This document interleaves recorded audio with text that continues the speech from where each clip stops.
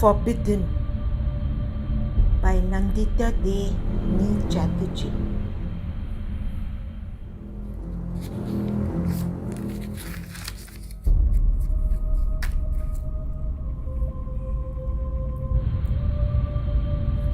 The night cast a deathly pallor on the road, but the girls were in high spirit. Their anthropological project had begun, and they had been visiting quite a few remote villages that week. Traveling back the next day, this was to be their last stop. They would stay the night at the Adivasi village with these two girls, Tulasi and Jamuna, belonging to the particularly vulnerable tribal groups, PTGs, the erstwhile special primitive tribal groups of yore. Their car sped down the slopes of the region's mountains. It was getting late, and their destination was at the remote end of Khargon. The road was desolate, no street lights even. The headlights scattered the deep shadows into the night. But Revati was a PhD student from Yale, and she had done field trips earlier. Accompanying her were Monali and Nilima from Calcutta University. They were well prepared with road maps and knowledge of the territory. The locals had been very decent, though shy, and the officials had said there was nothing that could go amiss. A sudden noise. The car comes to a halt. The driver apprehensively steps out. His long face suggests trouble. A flat tire. Not unusual on such bad roads. Stepping out, the girls slumber round. Not without a hitch, right? Shrugs Revati. Surely everything could not be super smooth. Let's do the interview, suggests Monali. You two talk to the girls. I'll film from inside the car. It'll be an interesting angle, stranded on the empty road. An animated session is on. Tulasi is withdrawn, but Jamuna more forthcoming. Nuggets of vital information on the Adivasi life start emerging. Suddenly they see headlights around the bend. A jeep speeds towards them. Caught off guard, the girls remain outside. The jeep stops. 5 rough-shod faces leering at them. The shaken girls freeze.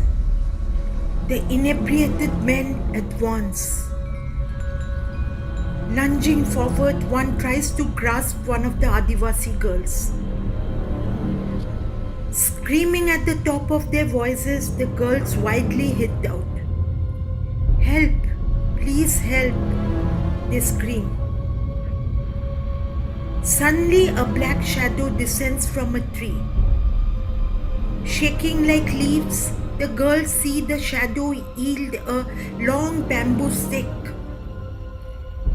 Fierce fighting ensues. Dashing here and there, the girls join in as well, hitting the men with rocks. But the man with the lathi is invincible. Within minutes, he pulped the attackers to the ground. Patting the girls on their shoulders, he says, "Now be on your way. The tire's been changed." Hands folded, they thank the turbaned man. Amazed, they wonder at their octogenarian strength. His benign face exudes warmth. The wrinkled skin and deep, penetrating eyes speak of years of wisdom. The rest of the journey, the girls are very quiet. The scared driver races most of the way, but they don't dimmer. And the frightened Adivasi girls are mum. Next morning, the 3 visitors go to the headman's hut. They recount their tale. A complete silence. The men's faces are grim. They summon Tulasi and Jamuna. Heads hanging, the girls refuse to say a word. The women of the household peep from inside. An ominous silence pervades. It's true, this happened on the road. The men looked like city men. From their clothes and voices, it was evident they were not locals. A distressed Revati explained. You are in the land of Sarpanch Lalthan Bhuria. You cannot be harmed. The headman dismissed. Frustrated, the girls decided to leave. As they made their way out, they saw a huge portrait in the makeshift village center. Amazed, they stopped in their tracks. That wise face, piercing eyes, orange turban sitting proudly on his statuesque head, staring straight at them. Tulsi, Jamuna, see, our savior. The man who beat up the culprits, Nilima called. Looking around, they saw the 2 Adivasi girls hanging back, heads still bowed. Why don't you all say something? But nobody spoke. A deathly silence. Wait, what's this? Said Revati. A fresh flower garland was hanging on the portrait. It was a long moment. They stood facing each other, the Adivasis and the city girls. We filmed it inadvertently, said Monali. I was in the car with the camera on. I was too scared to step out. Revati stepped up. What's going on? You know we'll have to file a report. Come inside, said the headman. The girls sat down in the hut.